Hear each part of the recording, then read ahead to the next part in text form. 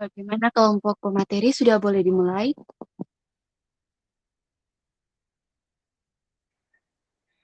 Iya, sudah moderator. Iya, baiklah. Assalamualaikum warahmatullahi wabarakatuh. Eh, di sini kita akan mendengarkan kita akan mendengarkan presentasi dari pemateri. Namun sebelum itu izinkan saya untuk memperkenalkan diri. Perkenalkan, nama saya Finiman Sangi dengan akhiran NIM 111. Di sini saya bertugas sebagai moderator dalam berlangsungnya pemaparan materi pada saat ini. Untuk mengefisienkan waktu, langsung saja kita akan mendengarkan pemaparan materi dari kelompok 5. Kepada pemateri, saya silakan. Oke, baik. Terima kasih moderator. Perkenalkan, nama saya Zahra Arabella dari kelompok 5 dengan akhiran NIM 137 dan juga rekan saya Afifah Khairunisa. Jadi di sini kami akan mempresentasikan materi yang berjudul perkembangan kecerdasan dan kreativitas setiap tahapan perkembangan pendidikan. Oke, next. Jadi di sini ada pengertian kecerdasan dan kreativitas, yang dimana kecerdasan dan kreativitas ini adalah dua aspek yang penting dalam setiap perkembangan individu yang berkembang secara bertahap sesuai dengan tahapan pendidikan yang dijalani. Kemudian pendidikan sejak usia dini hingga ke perguruan tinggi ini memiliki peran krusial dalam membentuk sebuah pola pikir. Jadi kemampuan untuk memecahkan masalah serta kreativitas seseorang. Oke, next. Kemudian ada hubungan antara kecerdasan dan kreativitas. Jadi kecerdasan dan kreativitas ini seringkali melengkapi. Kecerdasan intelektual memungkinkan setiap individu itu untuk memahami dan dapat menyerap sebuah informasi dengan lebih baik. Sementara kreativitas ini mendorong setiap individu untuk menggunakan informasi tersebut jadi dengan cara inovatif dan baru. Seiring dengan berjalannya waktu, kemampuan berpikir kreatif seseorang itu dapat menjadi sangat penting dalam dunia yang penuh dengan tantangan dan perubahan. Oke, next.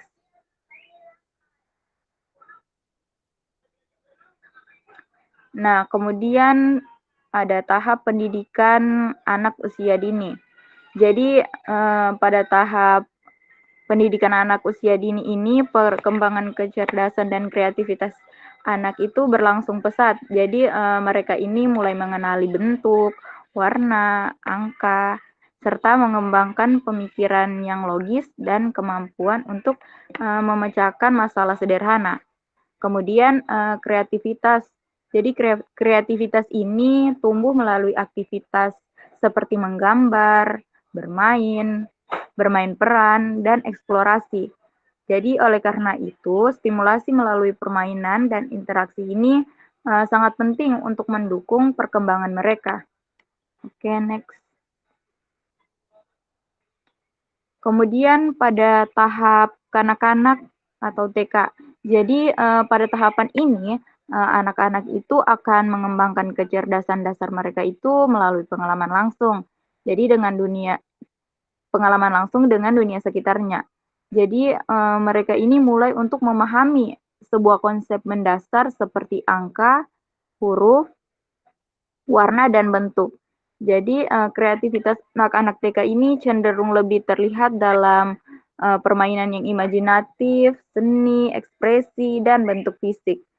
Jadi kecerdasan mereka didorong oleh pengenalan terhadap berbagai alat peraga dan stimulasi lingkungan yang lebih menantang dan menyenangkan.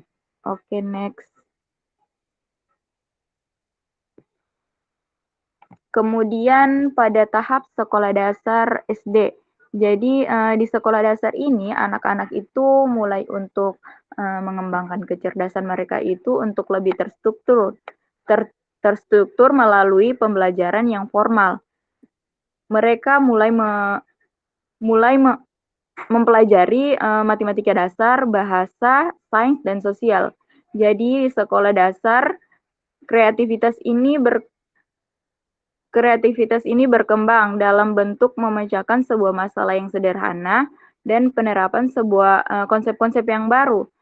Jadi dalam kehidupan sehari-hari, jadi mereka itu sudah mulai memiliki kemampuan yang dalam dan berpikir lebih logis dan kreatif untuk menjawab pertanyaan atau untuk merancang solusi terhadap permasalahan yang akan mereka hadapi. Oke, untuk materi selanjutnya akan dibacakan oleh rekan saya. Oke, baik, terima kasih. Sebelum saya melanjutkan materi, di sini saya akan memperkenalkan diri dulu. Perkenalkan, nama saya Fahairunisa dengan akhiran NIM 039 selaku kelompok 5 pada hari ini. Jadi di sini saya akan melanjutkan materi yaitu pada tahap SMP, sekolah menengah pertama. Kecerdasan anak-anak akan berkembang lebih dalam dengan pemahaman yang lebih kompleks terhadap sebuah materi pembelajaran. Mereka mulai dapat memahami tentang sebuah konsep abstrak seperti tentang teori ilmiah dan literasi yang lebih mendalam. Kreativitas mereka juga mulai berkembang dalam proses untuk membentuk proyek ilmiah, esai, dan sebuah karya seni yang lebih mendalam. Oke, next. Selanjutnya ada SMA, sekolah menengah atas. Di SMA, anak yang sudah memasuki usia remaja sudah mulai memiliki kemampuan berpikir kritis dan analisis yang lebih tinggi dan matang. Kecerdasan mereka sudah mencakup tentang pemahaman yang lebih mendalam terhadap topik-topik yang lebih spesifik dalam ilmu pengetahuan, seni, dan humaniora. Kreativitas pada tahap SMA ini tercermin dalam kemampuan untuk menciptakan solusi yang orisinal terhadap sebuah masalah, mengembangkan ide-ide yang lebih inovatif, serta berkarya dalam berbagai bidang misalnya seperti musik, seni, atau proyek-proyek ilmiah. Mereka juga lebih terbuka terhadap pemikiran dan perspektif yang berbeda. Oke, next. Dan selanjutnya ada PT, perguruan tinggi. Pada tingkat pendidikan tinggi, kecerdasan dari seorang mahasiswa semakin berfokus pada penguasaan ilmu pengetahuan dan keterampilan yang lebih spesifik dalam bidang yang telah mereka pilih. Mereka sudah dituntut untuk berpikir secara lebih sistematis, kritis, dan teoritis. Kreativitas mereka telah berkembang lebih jauh melalui sebuah riset, inovasi, dan karya ilmiah yang sudah lebih dahulu maju. Mahasiswa sudah mulai mengembangkan ide-ide baru yang sudah mereka dapatkan, yang lebih memberikan kontribusi terhadap masyarakat atau dalam dunia akademik. Oke, next. Jadi kesimpulannya yaitu kecerdasan dan kreativitas merupakan dua komponen yang sangat penting dalam setiap tahapan perkembangan pendidikan. Pendidikan harus dapat memberikan ruang bagi siswa untuk mengembangkan dua aspek ini dengan cara yang seimbang, dimulai dari pendidikan anak usia dini, di mana kreativitas harus mendapatkan tempat yang utama, hingga pendidikan tinggi yang menuntut pemikiran yang inovatif dan riset.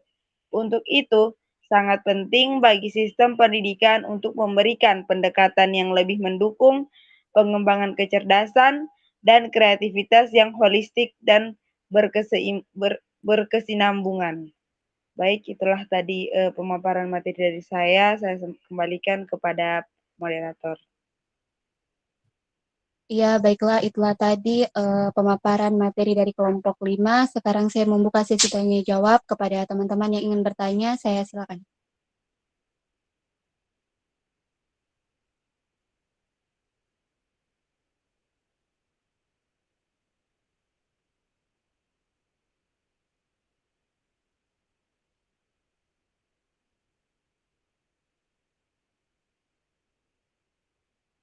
Ya, baik, kepada teman-teman yang ingin bertanya, saya silakan. Ya, saudari Korina, saya silakan untuk bertanya. Ya, izin moderator. Terima kasih kesempatan yang diberikan kepada saya. Saya ingin bertanya, kenapa kecerdasan buatan AI itu lebih banyak digunakan orang-orang sekarang? Itu kan dapat menghambat kreativitas kita dalam dunia pendidikan. Dan bagaimana, apa solusi yang dilakukan supaya kita tidak ketergantungan pada kecerdasan buatan itu? Ya, terima kasih. Itu pertanyaan saya. Saya kembalikan kepada moderator. Baiklah, kepada teman-teman yang lain yang ingin bertanya. Ya, Saudari Nur Hidayah Maharani, saya silakan. Oke, terima kasih atas kesempatannya moderator. Saya akan mengajukan pertanyaan kepada kelompok pemateri. Nah, tadi kan pemateri menjelaskan kalau kecerdasan dan kreativitas itu saling melengkapi. Nah, coba kalian berikan contoh nyatanya bagaimana kecerdasan dan kreativitas itu saling melengkapi dalam kehidupan sehari-hari. Oke, saya kembalikan kepada moderator. Baiklah, kepada Saudari Wastia, saya silakan untuk bertanya. Baik, terima kasih moderator. Jadi pertanyaan saya itu, apa yang menjadi tantangan dalam mengembangkan kecerdasan logis dan berpikir kritis pada anak-anak di tingkat SD? Mungkin itu saja, saya kembalikan ke moderator. Baiklah, terima kasih. Untuk sesi pertama, saya tutup dulu 3 pertanyaan saja. Kepada pemateri yang ingin menjawab pertanyaan, saya silakan.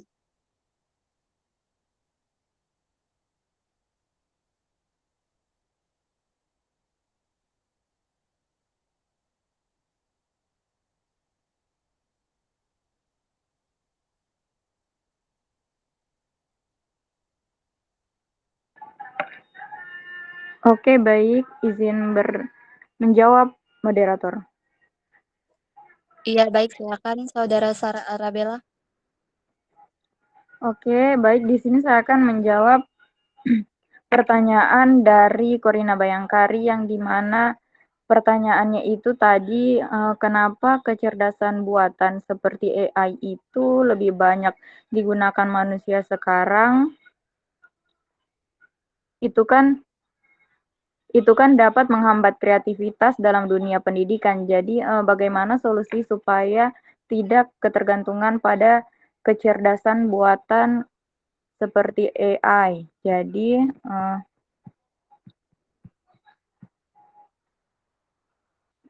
jawabannya itu kecerdasan buatan AI itu kan memang memiliki potensi untuk menghambat kreativitas dalam dunia pendidikan jika digunakan secara berlebihan atau tidak tepat.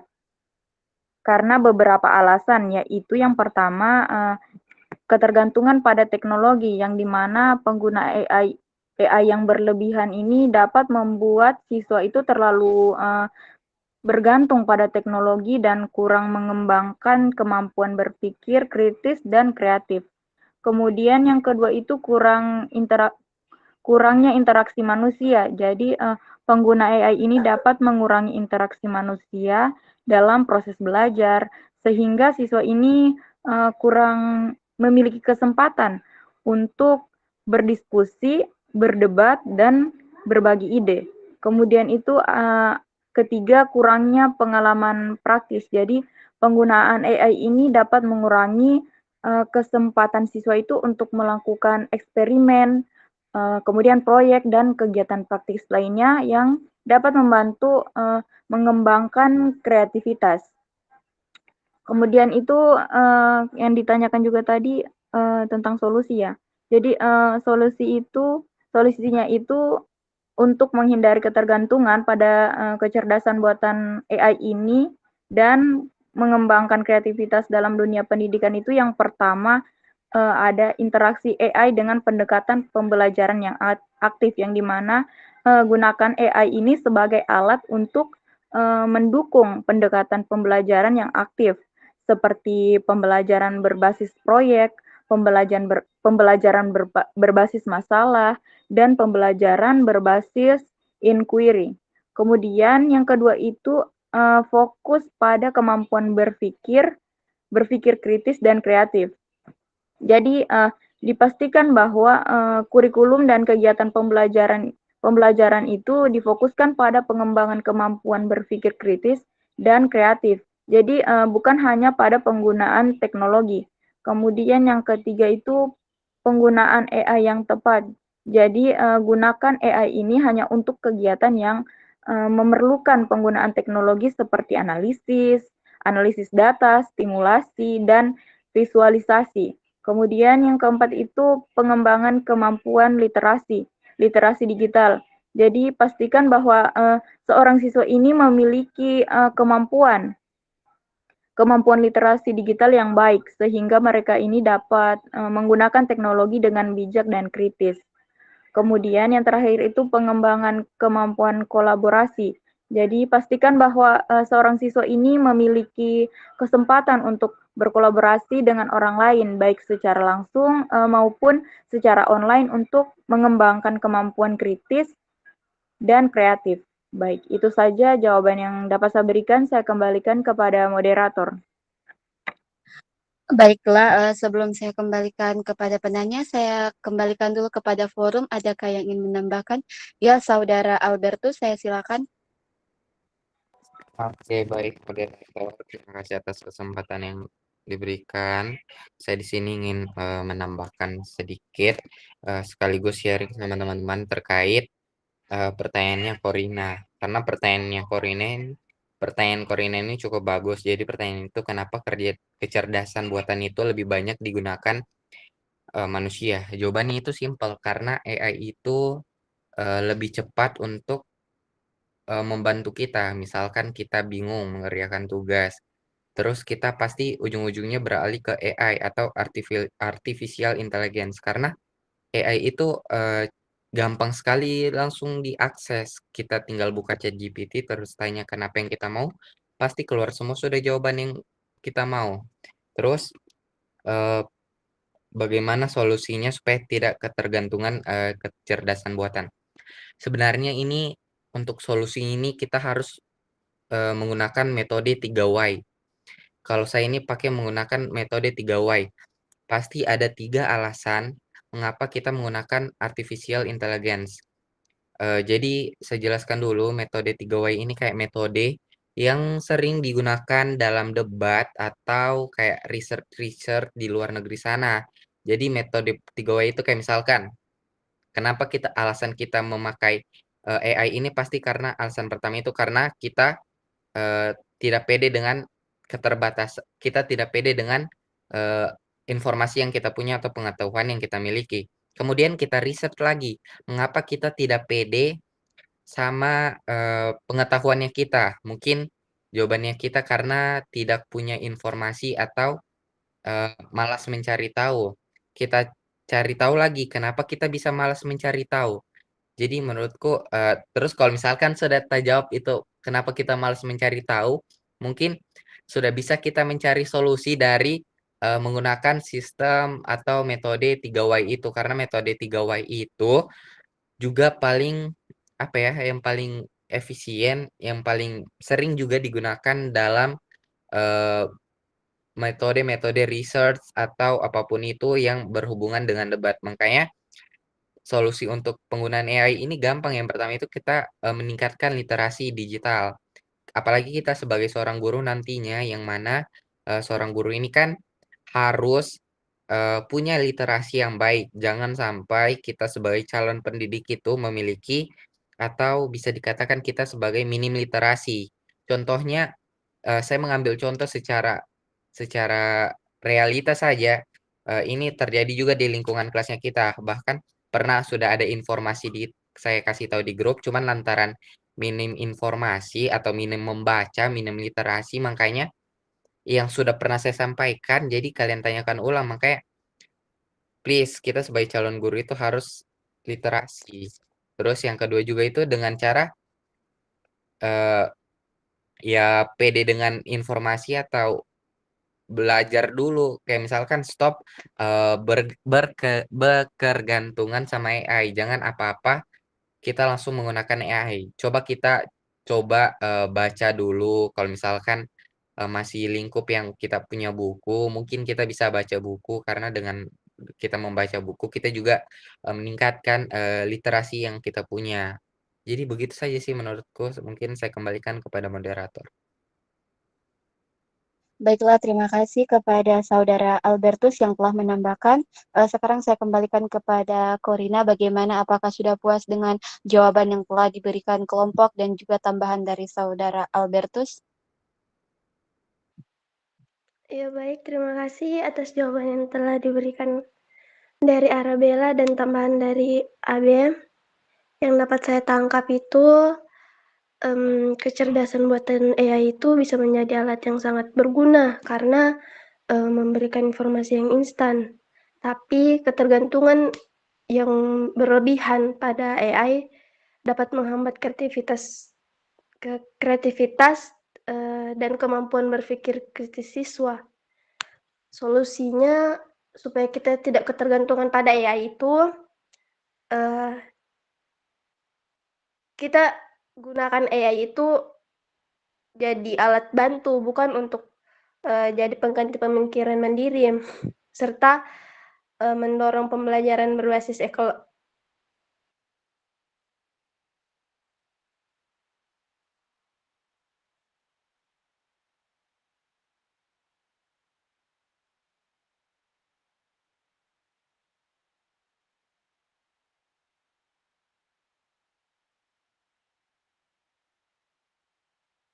Iya, Saudara Corina sudah keluar dari grup, mungkin jaringannya bermasalah. Langsung saja kepada pemateri untuk menjawab pertanyaan selanjutnya.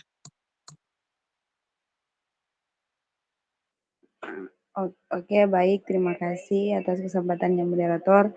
Jadi di sini saya akan menjawab pertanyaan dari Nur Hidayah Maharani, yaitu berikan contoh nyata bagaimana kecerdasan dan kreativitas saling melengkapi dalam kehidupan sehari-hari. Jadi ada beberapa contoh nyata bagaimana kecerdasan dan kreativitas itu saling melengkapi dalam kehidupan sehari-hari. Yang pertama ada mungkin desainer produk. Seorang desainer produk itu harus memiliki kecerdasan untuk memahami kebutuhan pasar dan teknologi yang tersedia. Namun mereka juga harus memiliki kreativitas untuk merancang produk yang inovatif dan menarik. Yang kedua ada koki. Seorang koki itu harus memiliki kecerdasan untuk memahami resep dan teknik memasak. Namun, mereka juga harus memiliki kreativitas untuk menciptakan hidangan yang unik dan lezat. Yang ketiga ada pengusaha. Seorang pengusaha itu harus memiliki kecerdasan untuk memahami pasar dan keuangan. Namun, mereka juga harus memiliki kreativitas untuk menciptakan produk atau jasa inovatif dan menarik. Yang keempat ada seniman, di mana seniman ini harus memiliki kecerdasan untuk memahami teknik dan teori seni, namun juga harus memiliki kreativitas untuk menciptakan karya seni yang unik dan menarik. Yang terakhir itu ada ilmuwan, di mana seorang ilmuwan itu harus memiliki kecerdasan untuk memahami teori dan metode ilmiah, namun mereka juga harus memiliki kreativitas untuk menciptakan hipotesis dan eksperimen yang inovatif. Jadi di beberapa itu ada contoh-contoh di atas di mana kecerdasan dan kreativitas itu saling melengkapi untuk mencapai tujuan yang diinginkan. Kecerdasan yang digunakan untuk memahami konsep dan teori, sedangkan kreativitas digunakan untuk menciptakan solusi yang inovatif dan unik. Itulah tadi jawaban yang dapat saya berikan, saya kembalikan kepada moderator. Baiklah, sebelum saya kembalikan ke penanya, saya kembalikan dulu kepada forum. Adakah yang ingin menambahkan jawaban dari pemateri? Kalau ada, saya silakan. Izin moderator, saya ingin menambahkan sedikit.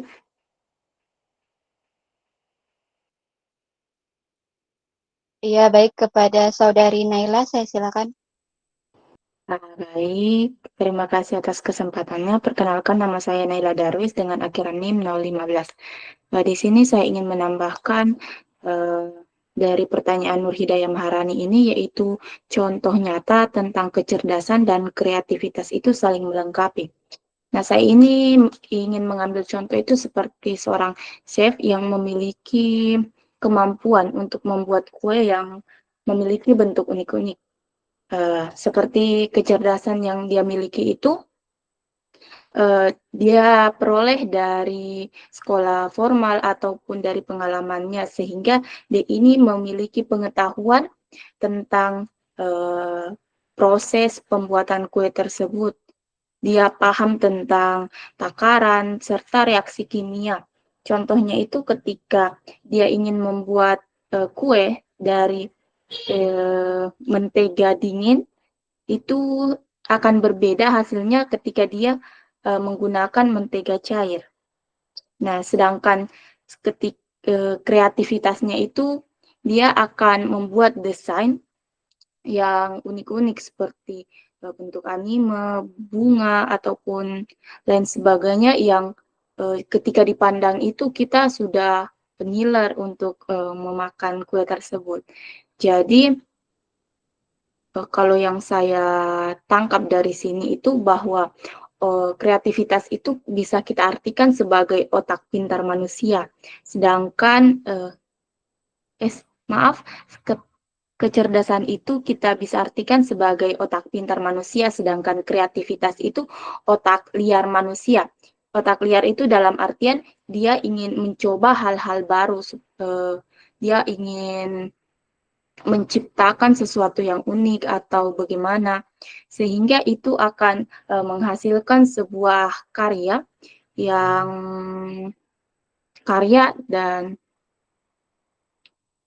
dan itu juga menjadi solusi untuk menarik, gitulah. Mungkin itu saja yang dapat saya tambahkan. Saya kembalikan kepada moderator. Terima kasih. Baiklah, terima kasih kepada Saudari Naila yang telah menambahkan. Saya kembalikan kepada penanya bagaimana, apakah sudah puas dengan jawaban yang telah diberikan oleh kelompok dan juga tambahan dari Saudara Naila? Oke, terima kasih atas kesempatannya. Terima kasih kepada kelompok pemateri dan tambahan dari Saudari Naila Darwis. Jadi di sini yang dapat saya tangkap, kalau berdasarkan dari contoh yang teman-teman jelaskan tadi itu, kalau kecerdasan itu bisa membantu seseorang memahami masalah ataupun mencari solusi yang logis. Kalau sedangkan kreativitas itu memungkinkan mereka menemukan cara inovatif untuk mengaplikasikan solusi tersebut. Nah, terus tadi yang dijelaskan teman-teman itu kalau kecerdasan itu mencakup kemampuan untuk memecahkan masalah dan pemahaman konsep atau, dapat kalau kecerdasan ini bisa diartikan juga sebagai otak pintar tadi katanya Naila. Terus kalau kreativitas itu adalah kemampuan untuk menghasilkan ide, ataupun solusi yang inovatif. Nah, kalau kreativitas ini dapat juga dikatakan dengan kata lain sebagai otak liar juga tadi kata Naila. Oke, mungkin, hanya itu yang dapat saya simpulkan. Saya kembalikan kepada moderator. Baiklah, terima kasih Saudari Nurhidayah Maharani. Sekarang saya kembalikan lagi kepada pemateri untuk menjawab pertanyaan selanjutnya. Oke, baik. Terima kasih, moderator. Di sini saya akan menjawab pertanyaan dari Wastiatalo, yang dimana pertanyaannya itu apa yang menjadi tantangan dalam mengembangkan kecerdasan logis dan pemikiran kritis pada anak-anak di tingkat SD. Jadi, tantangan yang mungkin dihadapi dalam pengembangan kecerdasan logis dan berpikir kritis pada anak-anak di tingkat SD itu, yang pertama itu ada keterbatasan pengalaman. Jadi anak-anak di tingkat SD ini kan masih memiliki pengalaman yang terbatas. Jadi sehingga mereka itu mungkin belum memiliki cukup informasi untuk membangun kecerdasan logis dan berpikir kritis. Kemudian itu ada keterbatasan kemampuan bahasa. Jadi anak-anak di tingkat SD masih dalam proses pengembangan kemampuan kemampuan bahasa. Jadi sehingga mereka itu mungkin belum dapat mengungkapkan pikiran dan ide-ide mereka dengan efektif. Kemudian ada ketergantungan pada guru. Anak-anak di tingkat SD ini masih sangat bergantung pada guru untuk memperoleh informasi dan bimbingan, sehingga mereka mungkin belum dapat berpikir kritis dan mandiri. Terus ada kurangnya kesempatan untuk berlatih.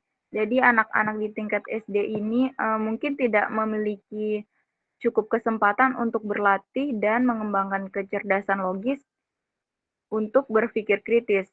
Kemudian ada pengaruh lingkungan. Jadi lingkungan sekolah dan keluarga ini dapat mempengaruhi perkembangan kecerdasan logis dan berpikir kritis pada anak-anak. Kemudian kurangnya sumber daya. Jadi sekolah mungkin tidak memiliki sumber daya yang cukup untuk mendukung perkembangan kecerdasan logis dan berpikir kritis pada anak-anak. Terus ada pengaruh teknologi, yang dimana penggunaan teknologi yang berlebihan ini dapat mengurangi kesempatan anak-anak itu untuk berpikir kritis dan mengembangkan kecerdasan logis. Jadi untuk mengatasi tantangan tadi, jadi guru dan orang tua ini dapat melakukan beberapa strategi. Yang pertama itu mengembangkan kurikulum yang relevan. Dan menarik untuk anak-anak. Kemudian menggunakan metode pembelajaran yang aktif. Menggunakan metode pembelajaran yang aktif ini seperti diskusi, kemudian debat dan proyek. Kemudian ada mengembangkan kemampuan bahasa. Jadi mengembangkan kemampuan bahasa anak-anak ini melalui kegiatan seperti membaca, menulis, dan berbicara. Terus kemudian itu menggunakan teknologi dengan bijak. Menggunakan teknologi dengan bijak untuk mendukung pengembangan kecerdasan logis dan berpikir kritis. Yang terakhir itu mengembangkan kesempatan untuk berlatih. Jadi mengembangkan kesempatan untuk berlatih dan mengembangkan kecerdasan logis dan berpikir kritis. Baik, itu saja jawaban yang dapat saya sampaikan. Saya kembalikan kepada moderator. Baiklah, sebelum saya kembalikan kepada penanya, saya kembalikan dulu kepada forum. Adakah yang ingin menambahkan jawaban yang telah diberikan oleh penanya? Pemateri, saya silakan. Izin moderator. Iya, kepada saudara Fadila, saya silakan. Perkenalkan, nama saya Fadila dengan akhiran NIM 014. Pertanyaannya itu, apa yang menjadi tantangan dalam mengembangkan kecerdasan logis dan berpikir kritis pada anak-anak di tingkat SD? Mengembangkan kecerdasan logis dan berpikir kritis pada anak-anak SD memiliki beberapa tantangan. Yang pertama, perbedaan kemampuan kognitif. Anak-anak memiliki tingkat perkembangan kognitif yang berbeda-beda sehingga tidak semua bisa memahami konsep logis dan berpikir kritis dengan kecepatan yang sama. Kedua, keterbatasan pengalaman hidup. Berpikir kritis seringkali membutuhkan pengalaman nyata untuk menganalisis, membandingkan, dan menarik kesimpulan. Anak SD masih memiliki pengalaman keterbatasan, sehingga sulit bagi mereka untuk melihat berbagai perspektif. Ketiga, metode pengajaran yang kurang mendukung. Jika metode pembelajaran yang masih berfokus pada hafalan dan tidak mendorong eksplorasi atau pemecahan masalah, anak-anak akan kesulitan mengembangkan kemampuan berpikir kritis. Keempat, kurang stimulasi dalam lingkungan belajar.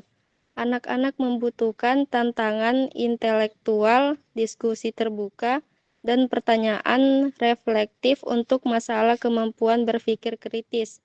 Jika lingkungan belajar terlalu kaku atau tidak mendorong anak untuk bertanya dan mengeksplorasi, mereka akan cenderung menerima informasi secara pasif. Kelima, kurangnya dukungan dari orang tua. Beberapa orang tua masih menganggap berpikir kritis sebagai hal yang kurang penting dibandingkan dengan pencapaian akademik yang berbasis hafalan. Keenam, tantangan sosial dan emosional. Berpikir kritis seringkali membutuhkan keberanian untuk mempertanyakan atau mengajukan pendapat yang berbeda. Jika anak merasa takut, salah, atau tidak didukung, mereka mungkin enggan untuk berpikir secara mandiri dan kritis. Baik, itu saja yang dapat saya tambahkan. Saya kembalikan ke moderator. Baiklah, terima kasih kepada Fadila yang telah menambahkan. Sekarang saya kembalikan kepada penanya, kepada Wastia, bagaimana, apakah sudah puas dengan jawaban yang telah diberikan oleh pemateri dan juga tambahan dari Fadila? Baik, terima kasih moderator. Terima kasih atas jawaban dari Saudari Zahra dan Saudari Fadila. Mungkin yang dapat saya simpulkan dari beberapa tantangan yang telah dijelaskan tadi, itu mungkin ada anak-anak di usia SD seringkali memiliki kemampuan konsentrasi yang terbatas karena proses berpikir logis dan kritis ini membutuhkan perhatian yang mendalam dan pemikiran yang struktur. Kemudian juga tadi ada dijelaskan oleh Saudara Fadila, yaitu pendekatan pembelajaran yang mungkin terlalu terstruktur. Dia ini terlalu berfokus pada hafalan dan rutinitas yang membatasi ruang untuk berpikir kritis. Kemudian ada perbedaan kemampuan dan perkembangan pada setiap anak. Setiap anak ini memiliki kecepatan perkembangan yang berbeda. Beberapa anak mungkin berkembang lebih cepat dalam hal berpikir logis dan berpikir kritis, sementara yang lain mungkin memerlukan pendekatan yang lebih khusus. Mungkin itu saja dari saya kembalikan ke moderator.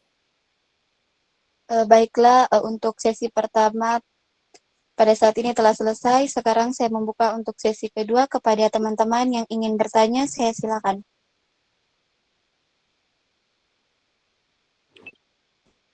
Iya, kepada Saudari Naila Huria Balkis, saya silakan untuk bertanya.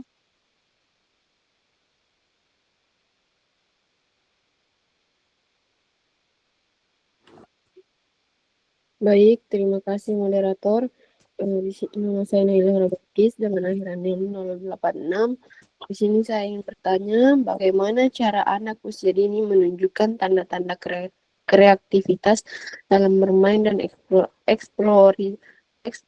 eksplorasi lingkungan. Mungkin saya ulang, bagaimana cara anak usia dini menunjukkan tanda-tanda kreativitas dalam bermain dan eksplorasi lingkungan. Mungkin itu saja, saya kembalikan kepada moderator. Iya, baik. Kepada Saudari Tiara, saya silakan untuk bertanya. Baik, terima kasih moderator atas kesempatan yang telah diberikan kepada saya. Baik, pertanyaan saya di sini yaitu apa saja faktor yang mempengaruhi pengembangan kreativitas mahasiswa dalam bidang ilmu pengetahuan dan teknologi? Baik, itu saja, saya kembalikan ke moderator. Iya, baiklah, terima kasih.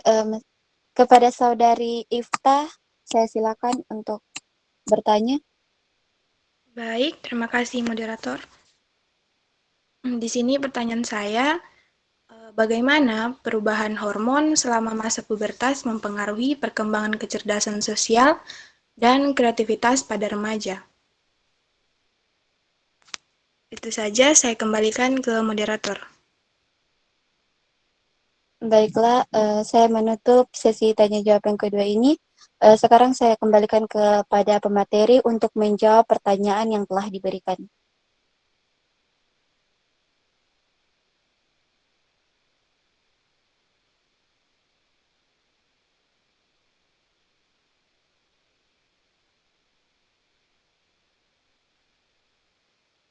Moderator izin menjawab.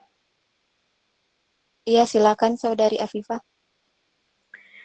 Oke, baik, terima kasih. Jadi di sini saya akan menjawab pertanyaan dari Tiara, yaitu apa saja faktor yang mempengaruhi pengembangan kreativitas mahasiswa dalam bidang ilmu, pengetahuan, dan teknologi. Jadi, faktor yang mempengaruhi pengembangan kreativitas mahasiswa dalam bidang ilmu, pengetahuan, dan teknologi. Yang pertama ada lingkungan pembelajaran yang mendukung, suasana akademik yang terbuka dan mendukung eksperimen serta pengembangan ide. Ide baru sangat penting untuk merangsang kreativitas. Kampus yang memiliki fasilitas riset yang baik, laboratorium yang lengkap, serta suasana yang mendukung inovasi dapat meningkatkan kreativitas mahasiswa. Yang kedua yaitu metode pengajaran yang interaktif dan berbasis masalah. Pendekatan pengajaran berbasis masalah atau yang disebut dengan problem based learning atau PBL. Dan proyek dapat memberikan tantangan yang mendorong mahasiswa untuk berpikir kreatif dan mencari solusi inovatif terhadap masalah yang dihadapi.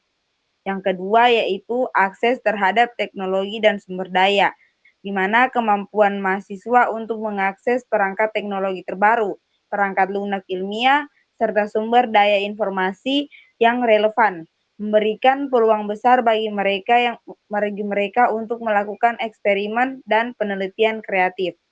Yang keempat yaitu kebebasan akademik dan dukungan dari fakultas. Tingkat kebebasan dalam memilih topik penelitian dan merancang eksperimen memungkinkan mahasiswa untuk mengeksplorasi minat mereka dan mengembangkan kreativitas. Dukungan yang diberikan oleh fakultas dalam hal pembimbingan dan pengawasan juga sangat penting. Yang kelima yaitu faktor sosial dan budaya, di mana lingkungan sosial yang terbuka terhadap ide-ide baru dan memiliki kultur yang mendukung inovasi itu juga sangat penting. Ketika mahasiswa dikelilingi oleh orang-orang yang berpikir kreatif dan siap berkolaborasi, mereka itu cenderung lebih termotivasi untuk berpikir kreatif. Yang terakhir ada motivasi dan minat pribadi. Motivasi intrinsik seperti rasa ingin tahu yang tinggi dan minat mendalam terhadap bidang ilmu, pengetahuan, dan teknologi akan mendorong mahasiswa untuk mengeksplorasi lebih jauh dan menemukan solusi kreatif untuk masalah yang mereka hadapi. Motivasi ekstrinsik seperti dukungan finansial melalui beasiswa penelitian atau penghargaan untuk proyek inovatif juga dapat memberikan dorongan tambahan lagi bagi kreativitas siswa. Baik, itu saja jawaban yang dapat saya berikan. Saya kembalikan kepada moderator. Baiklah, sebelum saya kembalikan kepada penanya, saya kembalikan dulu kepada forum. Adakah yang ingin menambahkan jawaban? Izin moderator. Iya, kepada Nur Afia, saya silakan. Baik, terima kasih kepada moderator yang memberikan saya kesempatan untuk menambahkan sedikit jawaban. Perkenalkan, nama saya Nur Afia dengan akhiran NIM 135. Pertanyaannya itu faktor yang mempengaruhi, faktor apa saja yang mempengaruhi pengembangan kreativitas mahasiswa dan ilmu pengetahuan dalam ilmu pengetahuan dan teknologi. Nah, ada dukungan dari industri dan dunia kerja. Kolaborasi dengan perusahaan atau startup memberikan mahasiswa wawasan tentang tantangan dunia nyata dan mendorong mereka untuk menciptakan inovasi yang aplikatif. Seperti program magang dan kompetisi inovasi meningkatkan kreativitas dalam penerapan ilmu pengetahuan dan teknologi. Ada juga budaya dan iklim berpikir kritis. Lingkungan yang menghargai diskusi terbuka dan mengizinkan mahasiswa untuk mengajukan pertanyaan kritis dapat juga meningkatkan kreativitas mereka. Jika budaya akademik terlalu kaku dan hanya berfokus pada hafalan, maka inovasi akan sulit berkembang. Dan yang terakhir itu dukungan finansial dan kebijakan pendidikan, beasiswa dan penelitian dan program inkubasi startup membantu mahasiswa untuk mengembangkan ide-ide kreatif mereka untuk menjadi produk atau penelitian yang lebih besar. kebijakan kampus yang mendorong riset dan inovasi, memfasilitasi pertumbuhan kreativitas dalam bidang ilmu pengetahuan dan teknologi. Oke, itu saja yang dapat saya tambahkan. Saya kembalikan kepada moderator. Baiklah, sekarang saya kembalikan kepada penanya, kepada Tiara, bagaimana? Apakah sudah puas dengan jawaban yang telah diberikan kelompok dan juga tambahan dari Nur Afia? Baik, terima kasih atas jawaban yang telah diberikan. Saya puas. Adapun kesimpulan yang dapat saya tangkap itu yaitu pengembangan kreativitas mahasiswa dalam bidang ilmu pengetahuan dan teknologi dipengaruhi oleh berbagai faktor yang saling berhubungan. Di antaranya seperti lingkungan pembelajaran yang mendukung, metode pengajaran interaktif, akses terhadap teknologi, kebebasan akademi, faktor sosial budaya, serta motivasi pribadi yang sangat penting yang dapat merangsang dan memfasilitasi pengembangan kreativitas. Jadi oleh karena itu untuk meningkatkan kreativitas dalam bidang penelitian dan inovasi di bidang ilmu pengetahuan dan teknologi, institut pendidikan perlu menciptakan lingkungan yang mendukung dan menyediakan sumber daya yang cukup bagi mahasiswa untuk mengeksplorasi dan mengembangkan ide-ide kreatif mereka. Sekian kesimpulan dari saya kembalikan ke moderator. Ya, baiklah. Sekarang saya kembalikan kepada pemateri untuk menjawab pertanyaan selanjutnya. Oke, baik. Terima kasih moderator. Saya akan menjawab pertanyaan dari Naila Huria Balkis. Pertanyaannya, bagaimana cara anak usia dini menunjukkan tanda-tanda kreativitas dalam bermain dan eksplorasi lingkungan? Jadi, anak usia dini ini dapat menunjukkan tanda-tanda kreativitas dalam bermain dan eksplorasi lingkungan melalui beberapa cara. Yang pertama itu menggunakan benda-benda secara efek kreatif. Anak menggunakan benda-benda yang ada di sekitarnya itu untuk membuat sesuatu yang baru, seperti menggunakan kotak karton sebagai rumah boneka. Kemudian menciptakan cerita dan karakter. Anak menciptakan cerita dan karakter sendiri melalui bermain, seperti membuat cerita tentang seekor naga yang dapat berbicara. Kemudian menggunakan warna dan tekstur. Jadi anak dapat menggunakan warna dan tekstur ini untuk menciptakan karya seni yang unik, seperti membuat lukisan dengan menggunakan cat kertas. Terus itu mengembangkan ide-ide baru. Jadi anak mengembangkan ide-ide baru dan unik melalui eksplorasi lingkungan, seperti menciptakan permainan baru dengan menggunakan benda-benda yang ada di sekitarnya. Terus menggunakan imajinasi. Jadi anak-anak ini menggunakan imajinasinya itu untuk menciptakan dunia yang baru dan unik, seperti membuat permainan pretend play dengan menggunakan benda-benda yang ada di sekitarnya. Kemudian mengambil resiko. Jadi anak-anak ini mengambil resiko untuk mencoba hal-hal baru dan tidak takut untuk gagal, seperti mencoba untuk membuat sesuatu yang baru dengan menggunakan benda-benda yang biasa. Kemudian yang terakhir itu menggunakan bahasa yang kreatif. Jadi anak ini dapat menggunakan bahasa yang kreatif untuk mengungkapkan ide-ide dan perasaannya, seperti membuat puisi atau lagu yang unik. Jadi dengan memperhatikan tanda-tanda kreatif ini, orang tua dan pendidik dapat memahami dan mendukung perkembangan kreativitas pada anak usia dini. Oke, itu saja yang dapat saya berikan. Saya kembalikan kepada moderator.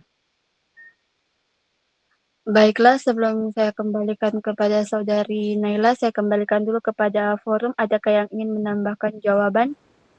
Izin moderator. Iya, kepada Saudari Amalia, saya silakan. Baik, di sini saya mau menambahkan, jadi tanda-tanda kreativitas yang ditunjukkan oleh anak usia dini itu ada beberapa. Yang pertama, mereka mencoba hal-hal baru, misalnya mencampur warna saat melukis, menciptakan permainan baru, atau mencoba cara benda dalam menyusun balok. Yang kedua, menunjukkan rasa ingin tahu yang tinggi, sering mengamati lingkungan sekitar, bereksperimen dengan benda di sekitarnya, atau mencoba memahami cara kerja sesuatu. Yang ketiga itu menggunakan bahasa yang kreatif, bisa berupa mengarang kata-kata baru, berbicara dengan gaya yang berbeda. Yang keempat, mereka menemukan solusi sendiri saat bermain menghadapi tantangan dalam bermain. Itu saja yang dapat saya tambahkan. Saya kembalikan kepada moderator. Baiklah, terima kasih. Sekarang saya kembalikan kepada Naila. Bagaimana? Apakah sudah puas dengan jawaban yang telah diberikan oleh pemateri dan juga tambahan dari Amalia?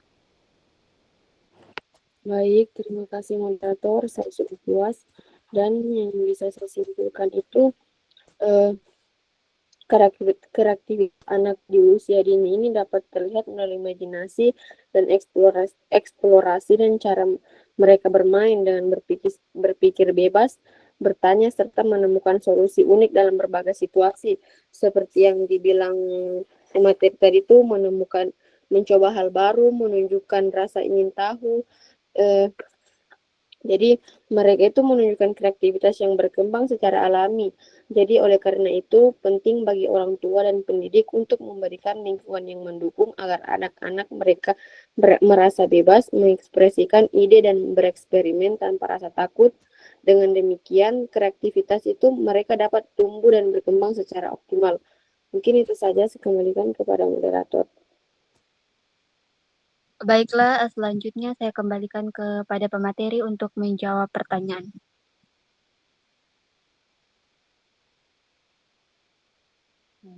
Baik, izin moderator ingin menjawab. Iya, silakan. Baik, di sini saya akan menjawab pertanyaan yang terakhir, yaitu bagaimana perubahan hormon selama masa pubertas mempengaruhi perkembangan kecerdasan sosial dan kreativitas pada remaja. Jadi jawabannya yaitu perubahan hormon yang terjadi selama masa pubertas memiliki pengaruh signifikan terhadap perkembangan kecerdasan sosial dan kreativitas pada remaja. Pada masa pubertas terjadi peningkatan hormon seperti seks seperti estrogen dan testosteron yang mempengaruhi berbagai aspek perkembangan fisik, emosional, dan kognitif. Di sini ada beberapa pengaruh perubahan hormon terhadap kecerdasan sosial dan kreativitas. Yang pertama yaitu kecerdasan sosial atau perubahan pada otak. Selama pubertas ada perubahan dalam struktur otak, terutama pada bagian yang mengatur emosi dan pengambilan keputusan, seperti amigdala dan prefrontal cortex. Amigdala yang lebih aktif selama masa remaja menyebabkan remaja cenderung merasakan emosi dan intensitas yang lebih tinggi, yang dapat mempengaruhi hubungan sosial mereka.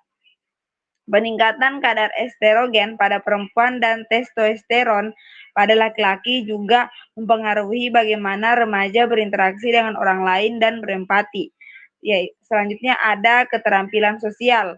Hormon-hormon ini berhubungan dengan peningkatan kebutuhan untuk berinteraksi dengan teman sebaya. Remaja menjadi lebih tertarik pada hubungan sosial dan cenderung lebih dipengaruhi oleh norma sosial dan interaksi emosional daripada pertimbangan rasional, yang bisa menyebabkan ketegangan dalam hubungan interpersonal. Selanjutnya ada ketidakstabilan emosional. Kadar hormon yang fluktuatif juga dapat menyebabkan ketidakstabilan emosional yang mempengaruhi kemampuan remaja untuk mengelola perasaan mereka dalam konteks sosial. Oleh karena itu, meskipun masa pubertas itu meningkatkan kebutuhan sosial, remaja seringkali menghadapi kesulitan dalam menyeimbangkan perasaan pribadi dengan interaksi sosial mereka. Yang kedua ada kreativitas, yaitu yang pertama ada pengaruh hormon terhadap eksplorasi dan resiko.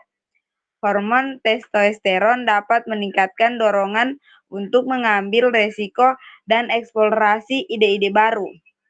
Ini mendukung aspek kreatif karena remaja yang mengalami peningkatan hormon mungkin lebih cenderung untuk mencoba hal-hal baru, termasuk dalam aktivitas kreatif. Selanjutnya ada fluktuasi emosi.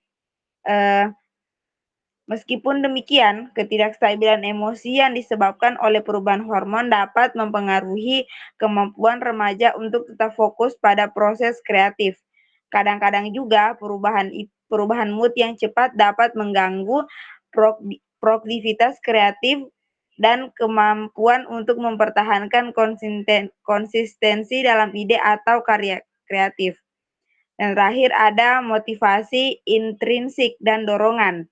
Kreativitas pada remaja itu juga sangat dipengaruhi oleh dorongan motivasi intrinsik yang dapat dipicu atau terhambat oleh perubahan hormon, di mana hormon-hormon ini mempengaruhi tingkat motivasi dan hasrat remaja untuk mengeksplorasi minat dan bakat mereka yang berkontribusi pada pengembangan kemampuan kreatif mereka. Baik, itulah tadi jawaban yang dapat saya berikan. Saya kembalikan kepada moderator. Baiklah, sebelum saya kembalikan kepada penanya, saya kembalikan dulu kepada forum. Adakah yang ingin menambahkan jawaban? Izin menambahkan moderator. Iya, saya silakan. Baik, jadi langsung saja. Selama masa pubertas, perubahan hormon seperti testosteron, estrogen, dan oksitosin berpengaruh besar terhadap perkembangan kecerdasan sosial dan kreativitas remaja.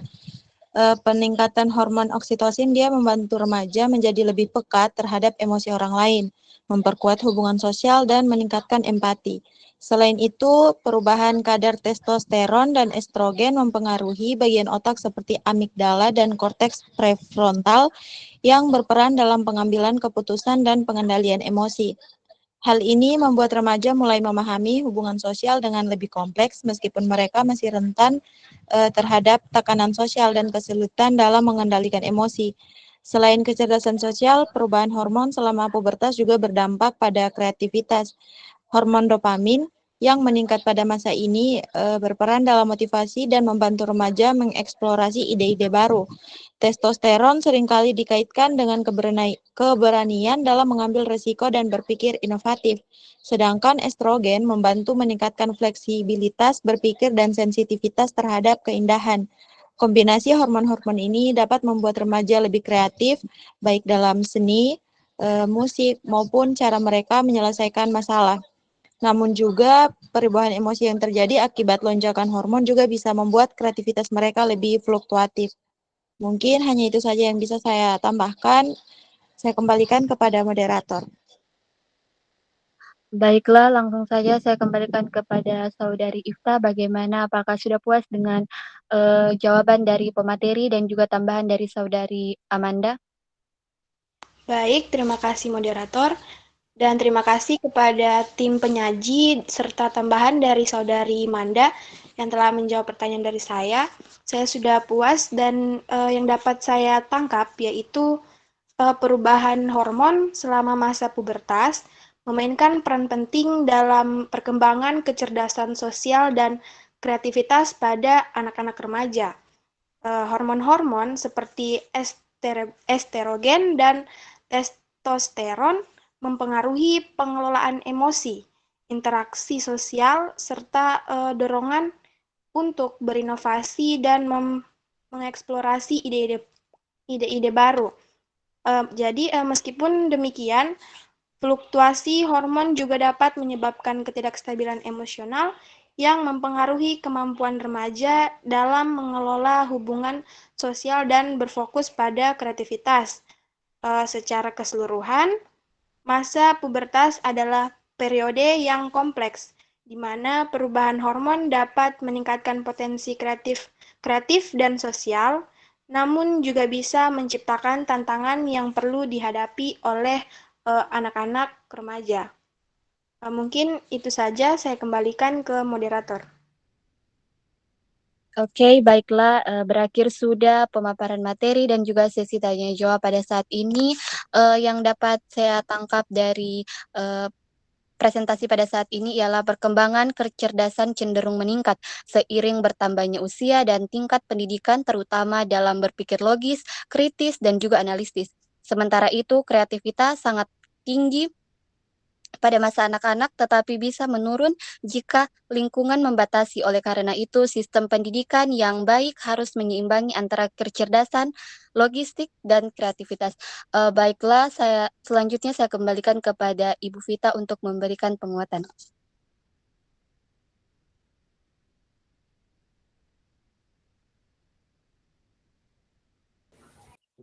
Oke, terima kasih moderator ya. Overall presentasi dan diskusinya bagus sekali. Jadi good job untuk kalian semua yang sudah aktif tadi ya. Silakan nanti bisa dipertahankan seperti itu ya. Di sini notulensinya siapa? Notulennya? Saya Ibu Cahyati. Oke. Ya, saya mau kasih lihat dulu, nggak kasih lihat sih, nyebutin yang mungkin belum maksimal nilainya ya. Tadi ada banyak yang menambahkan juga bagus ya, kemudian yang bertanya juga bagus. Hanya saja memang masih ada yang mungkin hanya baru satu kali ya untuk aktif. Jadi nanti bisa silakan dimaksimalkan di pekan depan ya, di pertemuan ke-7 ya. Di sini saya mau mungkin nanti ketika saya setelah menyebutkan adik-adik bisa mengkonfirmasi apabila mungkin saya keliru ya ketika saya menyimak kalian tadi ya. Di sini ada 2 orang yang sama sekali belum ada nilainya ya, Fajar, terus Najwa Putri Julia, itu ya, 2 orang itu. Kalau misalnya mau konfirmasi apakah keduanya mau, ada keberatan silakan ya, karena sama sekali belum ada nilainya ya. Silakan sambil menunggu yang sudah ada nilainya tapi baru mungkin 1 kali dan mungkin bisa dimaksimalkan ya. Itu ada Isma, Amalia Amanda, tadi baru 1 kali ya. Syafira, Ifta, Manda, Vini, ya, kemudian Wastia, Nurfadila, Tiara, ya itu ya. Jadi kalau misalnya adik-adik merasa di pekan-pekan sebelum-sebelumnya, ini kan saya menilainya dari awal ya, dari pertemuan 1 sampai pertemuan sekarang, itu misalnya udah beberapa kali gitu ya, dan saya keliru, silakan nanti bisa diinfokan di WA group, kalian buktikan dengan notulensinya notulen ya, silakan di screenshot misalnya, Tabe Ibu, saya atas nama ini, saya sudah beberapa kali, misalnya pertemuan ini dan ini screenshot saya, gitu ya. Biar saya nanti konfirmasi lagi di catatan saya, gitu ya. Tapi kalau misalnya hanya menyebutkan saja tanpa bukti, saya tidak bisa kasih perbaikannya, gitu ya. Oke, ya. Untuk hari ini materinya sangat membuat kalian aktif ya, karena memang materi ini mungkin relate juga ke kalian gitu ya, untuk terkait kecerdasan dan juga kreativitas ya. Hanya saja memang di pertemuan depan, kalau saya cek itu untuk kelompok selanjutnya, kelompok terakhir bersama saya nanti di kelas saya, itu kan akan bahas tentang kognitif ya, dan bahasa.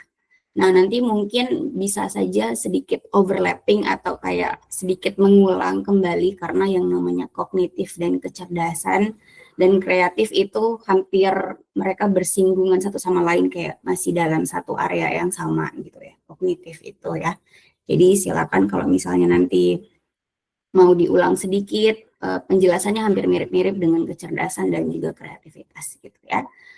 Oke, saya mau tambahkan terkait materi hari ini.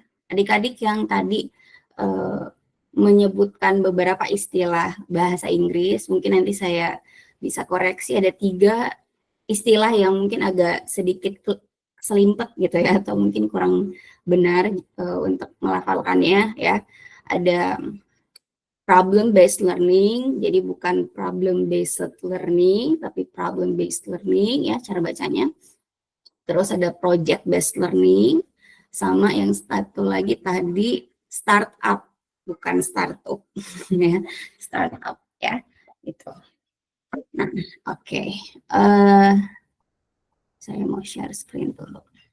Jadi sama seperti di 2 hari yang lalu di mata kuliah filsafat, saya sudah tidak perlu lagi memberikan tampilan terkait kehadiran ya, karena mungkin akan makan waktu juga untuk saya share screen dan lain sebagainya. Jadi yang ada namanya di sini dan stay tune dari awal sampai akhir, pastinya harusnya dikasih hadir oleh saya gitu ya, karena saya pakai aplikasi. Oke, saya mau tampilkan PPT-nya pemakalah karena PPT-nya bagus, dia lengkap dari tiap pendidikan ya, jenjang pendidikan, ya mulai dari PAUD, TK, sampai perguruan tinggi gitu ya. Nah, terkait kecerdasan dan kreativitas. Memang adik-adik ketika kita membicarakan terkait kecerdasan dan kreativitas, dan juga kognitif yang nanti mungkin dibahas di pekan depan, itu memang berhubungan dengan proses berpikir gitu ya. Proses berpikir, proses bertanya, proses menemukan ide, proses menemukan jawaban gitu ya. Itu ranahnya masih dalam ranah yang sama mereka gitu ya. Hanya saja memang agak sedikit saja berbeda. Perbedaannya sedikit gitu ya. Bahwa memang yang namanya kecerdasan itu terkait proses kita dalam mungkin lebih tepatnya kayak memecahkan suatu masalah gitu ya. Kecerdasan itu proses kita itu menganalisa masalah gitu ya. Proses kita itu untuk menemukan jawaban gitu ya dari suatu permasalahan atau suatu pertanyaan ya. Hampir mirip-mirip dengan filsafat ya, kecerdasan itu. Nah, kalau kreativitas dia itu masih dalam ranah si seseorang itu berpikir juga gitu ya. Tetapi bedanya dengan kecerdasan yang secara umum itu kreativitas, kalau misalnya di apa ya? Saya mungkin bisa sini nggak ada halaman kosong lah. Misalnya di sini aja ya, semoga bisa kelihatan. Misalnya ini lingkaran gitu ya, anggap saja ini lingkaran karena saya pakai mouse gitu ya. Ini lingkaran, nah kecerdasan, kemudian kreativitas, kemudian kognitif itu ada di dalam satu lingkaran yang sama gitu ya. Kalau kalian belajar matematika itu ada yang namanya diagram Venn gitu ya, lingkaran gitu. Jadi dalam satu area yang sama, kecerdasan itu dan kognitif itu mereka itu lingkarannya lebih besar gitu ya. Jadi ranahnya atau wilayahnya lebih banyak dalam lingkaran ini gitu ya. Nah, sementara kalau kreativitas bisa jadi dia berada di sini gitu ya, dalam lingkaran ini. Bahwa memang tidak semua orang itu berpikir tapi dia punya kreativitas juga gitu ya. Nah, kreativitas itu apa? Kreativitas itu adalah suatu keunikan dalam berpikir. Dia unik memberikan suatu pertanyaan atau suatu jawaban, suatu ide gitu ya. Sama-sama misalnya berpikir, misalnya ada anak A dan anak B, mereka sama-sama memiliki kecerdasan misalnya ya. Mereka berpikir gitu ya terhadap suatu tema yang sama gitu ya. Tapi bisa jadi si A dan si B itu punya cara apa ya? Cara berpikir yang berbeda gitu atau keunikan dari pola pikir mereka gitu ya. Keunikan dalam apa namanya melihat sudut pandang tertentu gitu, mereka memakai sudut pandang tertentu untuk menjawab sesuatu gitu ya, itu kreativitas gitu ya. Jadi keunikan atau ada ciri khas dari dia berpikir gitu ya, itu kreativitas ya.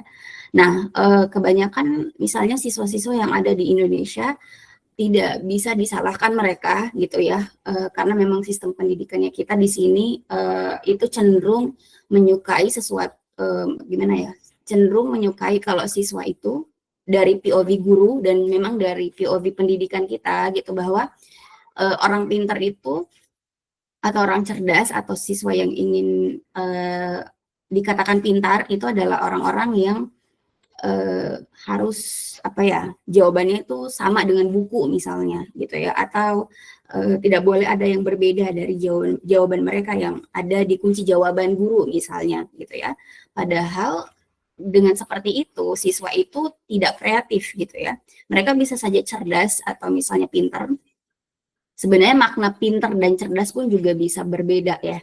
Karena pintar dan cerdas itu tidak sama persis atau tidak sama dengan gitu. Jadi kecerdasan sama dengan pintar itu juga tidak sebenarnya. Cuman untuk menyederhanakan untuk materi sekarang bahwa bisa dikatakan orang-orang siswa-siswa yang ingin dimaui guru itu pintar itu dengan mereka memiliki jawaban yang sama gitu, homogen.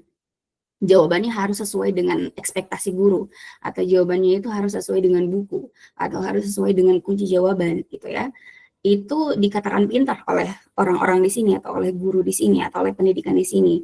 Sementara dengan mereka itu dilatih di kelas untuk untuk jawaban yang sama, itu menimbulkan kreativitas mereka yang rendah. Karena kreativitas itu harusnya bisa muncul di kelas gitu ya. Nah, kreativitas itu ditandai dengan bagaimana siswa itu berbeda dengan yang lainnya. Entah dari cara dia berpikir, atau dia menemukan ide, atau dia misalnya memberikan jawaban, itu harus berbeda. Misalnya intinya sama jawabannya gitu ya, sama-sama benar. Tetapi cara dia mengemukakan atau cara dia menjelaskan itu bisa saja harusnya berbeda gitu, dan tidak boleh sama gitu ya, untuk membuat siswa-siswa di Indonesia itu kreatif gitu ya.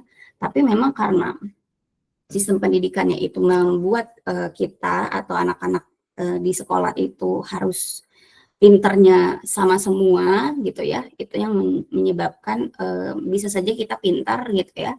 Pintar yang dimaui guru adalah yang jawabannya harus sesuai dengan guru gitu ya. Padahal bisa saja mereka kreatif awalnya, tapi karena tadi misalnya ada tadi yang menjelaskan bahwa ketika dia mengemukakan pendapat di awal dia langsung dibantah gitu, atau misalnya dia langsung dimarahin karena jawabannya salah, atau misalnya karena jawabannya keliru atau tidak sesuai dengan guru, maka bisa jadi persepsi siswa untuk dia mengemukakan pendapat lagi dengan cara dia yang unik atau yang orisinil itu tidak terjadi gara-gara metode yang salah gitu ya. Jadi itu ya, penting memang ketika kita ngelihat di ini ya, tingkat pendidikan awal sekali ketika mereka itu misalnya disekolahkan atau dipautkan gitu ya, pendidikan paling awal, mereka itu tidak boleh tidak boleh langsung dipatahkan jawabannya, atau misalnya tidak boleh langsung dimarahin gitu ya. Satu kali begitu gitu ya, ketika dia berbuat salah, karena pasti akan membuat persepsi anak itu dengan belajar itu tidak menyenangkan gitu ya. Dan bisa saja dia dari rumah itu sudah kreatif misalnya gitu ya, tapi ketika dia di PAUD dia bisa jadi takut gitu ya, atau dia tidak mau belajar karena misalnya metodenya seperti itu tadi gitu ya, kurang menumbuhkan kreativitas siswa gitu ya. Nah, kalau memang bisa dilihat di sini adik-adik, kalau di tingkat pendidikan awal itu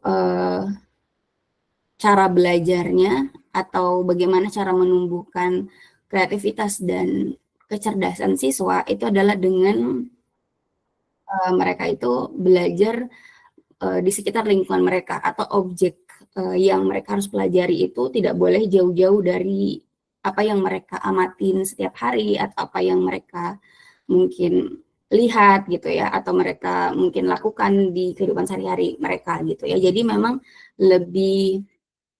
kebanyakan memang harusnya benda-benda yang mereka pelajari atau objek yang mereka pelajari itu harus lebih real gitu, atau lebih dekat dengan mereka gitu ya.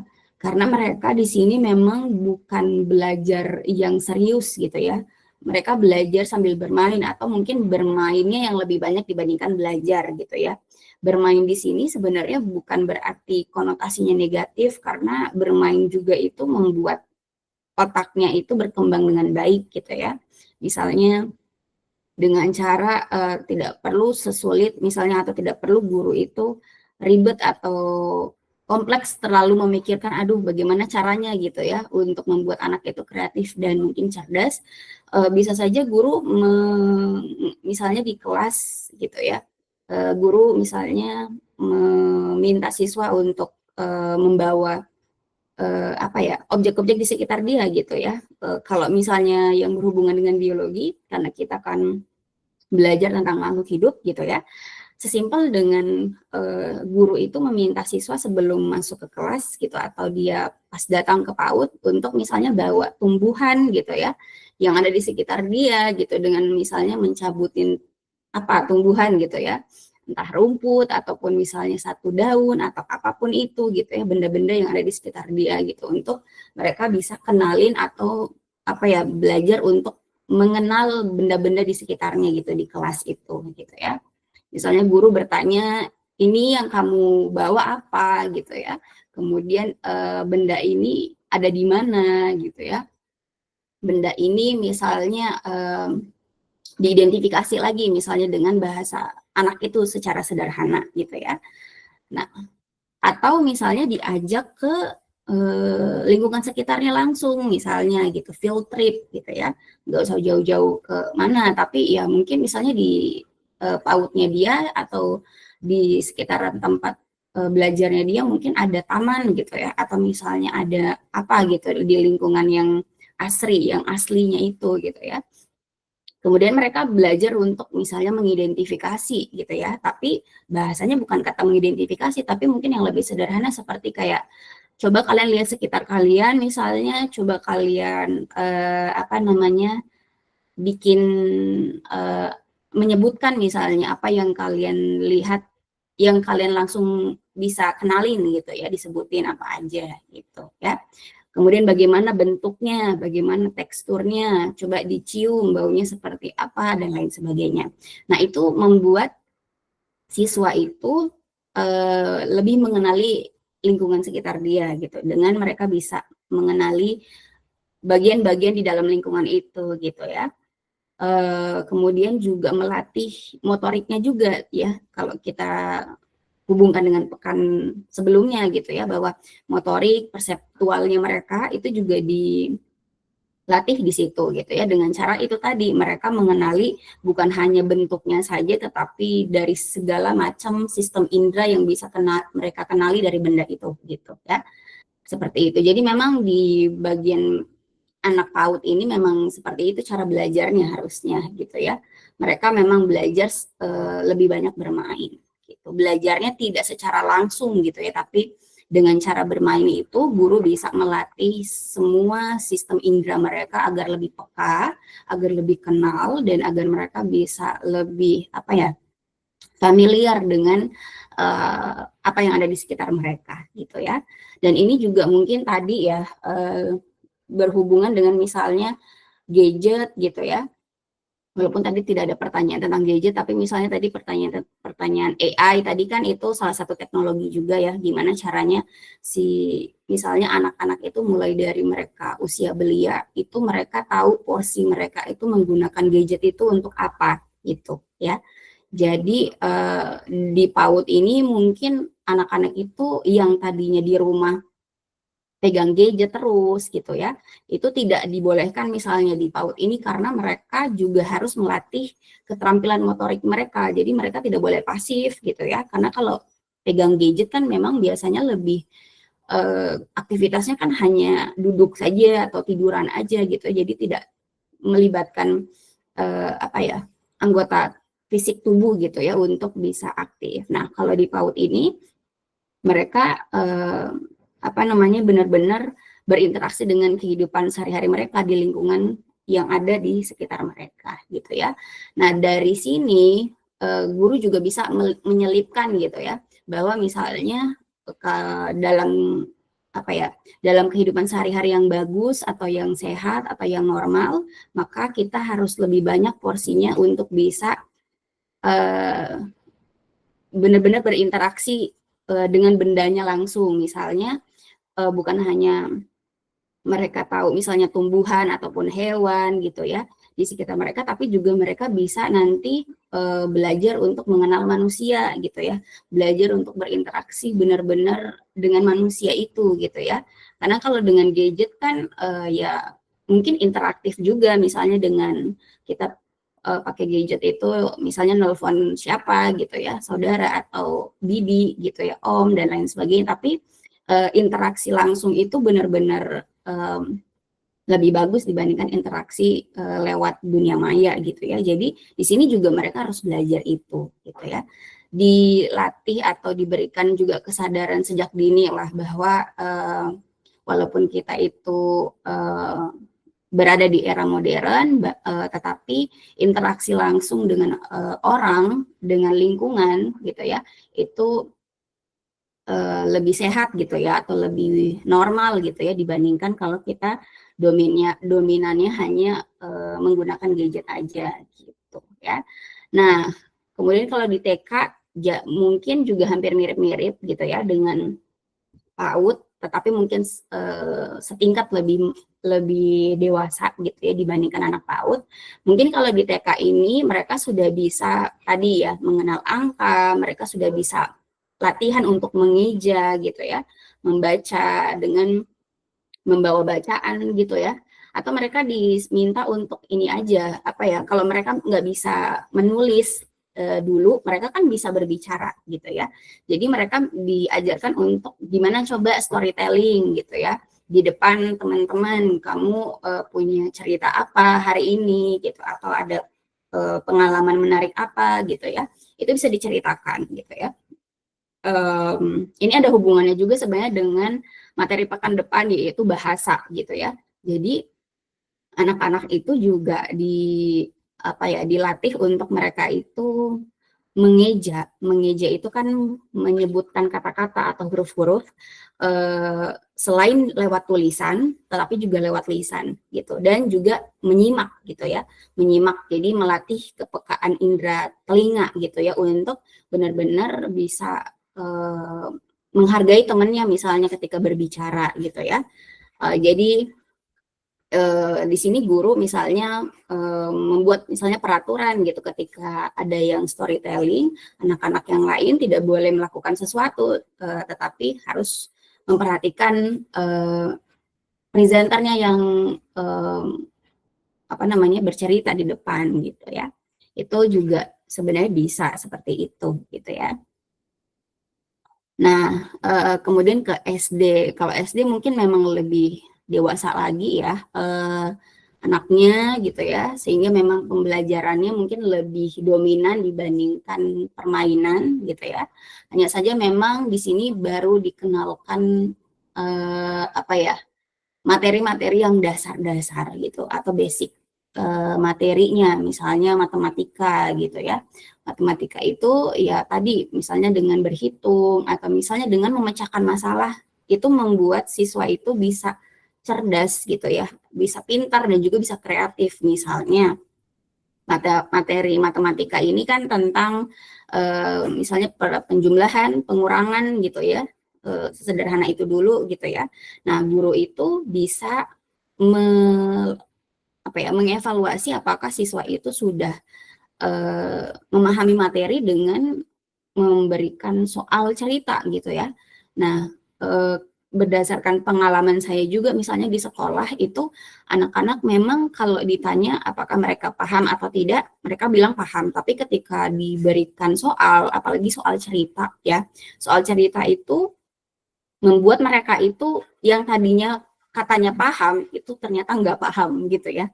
Karena mereka nggak bisa mengaplikasikan konsep misalnya matematika, penjumlahan dan pengurangan dengan soal cerita gitu ya. Misalnya dengan kayak si A gitu ya, membeli apa, harganya segini gitu ya. Kemudian dan lain sebagainya gitu ya. Padahal itu kan konsep penjumlahan atau konsep pengurangan ya. Nah, memang harusnya guru itu di kelas mungkin lebih dominan memberikan soal cerita dibandingkan soal yang hanya sederhana kayak simbol-simbol yang gampang gampang dijawab, misalnya dengan angka gitu, kayak 3 tambah 3 itu kan jelas ya. Ya udah dijumlah aja, ditambahin aja 3 tambah 3 berarti 3, 4, 5, 6 gitu ya. Nah, tapi kalau dengan soal cerita belum tentu siswa itu paham sebenarnya dengan mereka itu menggunakan konsepnya untuk misalnya kehidupan sehari-hari mereka gitu ya. Jadi di sini dilatih juga gitu ya. Guru itu harus bisa melatih kecerdasan, kreativitas dengan menyelipkan itu gitu ya, walaupun belajar materi juga gitu ya. Nah, begitu juga SMP dan juga SMA ya. Jadi nanti silakan bisa dibaca aja. Tadi sudah mengena sebenarnya jawabannya. Saya mau singgung terkait pertanyaan dari teman-teman tadi. Wait ya, coba saya lihat dulu. Tadi ada yang menarik, sebenarnya banyak sekali yang menarik, hanya saja ketika tidak dicatat saya lupa apa yang saya mau tambahkan ya. Saya lihat dulu pertanyaannya. Oh iya, terkait tadi kecerdasan buatan ya, AI. Memang kita itu, saya juga sekarang selalu pakai AI setiap hari adik-adik gitu ya. Karena saya juga meneliti gitu ya. Saya juga melakukan tugas dosen itu ada meneliti dan mengabdi gitu ya. Jadi kita harus bikin proposal dan lain sebagainya. Nah, sebenarnya AI itu jangan dihindarin gitu ya, ketika kita misalnya dengan bertanya tadi bahwa bagaimana caranya untuk bisa tidak ketergantungan dengan AI, ada kubu atau ada orang yang berpendapat bahwa oh ya udah jangan pakai AI sama sekali gitu ya, karena ya gimana caranya biar nggak ketergantungan kalau kita tetap pakai, misalnya ada orang yang punya persepsi seperti itu gitu ya. Nah, tapi kalau saya lebih moderat aja bahwa kita tetap pakai, kita tetap bisa menggunakan teknologi karena teknologi itu memang diciptakan untuk memudahkan kehidupan manusia, itu memang sejatinya seperti itu tujuannya gitu. Jadi kalau misalnya kita beranggapan bahwa AI itu membuat hidup itu mudah dan praktis, memang berarti sudah sesuai tujuannya gitu AI itu dibuat gitu ya. Hanya saja memang ketika kita tidak berpikir terlebih dahulu gitu ya, take the moment bahwa sebelum menggunakan AI itu alasan kita pakai AI itu untuk apa, itu harus ada di langkah kita paling pertama sebelum kita menggunakan AI gitu ya. Dan jangan sampai AI itu mengganti kecerdasan natural kita yang ada di dalam otak kita gitu ya. Karena kecerdasan, kreativitas itu memang harusnya bukan hanya sebagai gift atau sesuatu yang kita dapatkan sejak lahir tanpa tanpa latihan gitu ya, sudah jago, itu bukan seperti itu. Jadi memang kalau misalnya kita secara genetik kita punya orang tua yang cerdas gitu ya dan kreatif, belum tentu kita itu juga seperti mereka. Walaupun memang kita punya gen yang mirip dengan orang tua kita. Karena kecerdasan dan kreativitas itu harus dilatih juga terus-menerus, harus dibentuk gitu ya, harus digunakan apalagi gitu ya. Nah, sehingga ketika kita menggunakan AI, boleh saja kita mencari misalnya sumber resource gitu ya yang ada di internet itu lebih mudah, lebih cepat dibandingkan kita hanya ketik keywords di Google gitu, karena kan ada banyak banget ya hasilnya.